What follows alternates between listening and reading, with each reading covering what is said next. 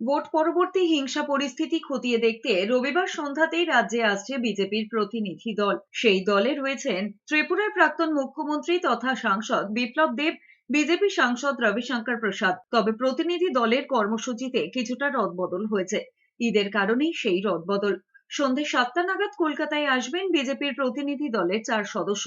প্রথমে তারা যাবে মাহেশ্বরী ভবনে। সেখানে ভোট পরবর্তী হিংসায় আক্রান্ত এবং ঘরছাড়াদের আশ্রয় দেওয়া হয়েছে বিজেপির উদ্যোগে। সেখানে আক্রান্তদের সঙ্গে কথা বলবেন প্রতিনিধি দলের সদস্যরা। তারপর তাদের সন্দেশখালী, বাসন্তী, ডায়মন্ড হারবার যাওয়ার কথা ছিল বিজেপি বিধায়ক অগ্নিমিত্রা পালের সঙ্গে। তাতেই হয়েছে রদবদল।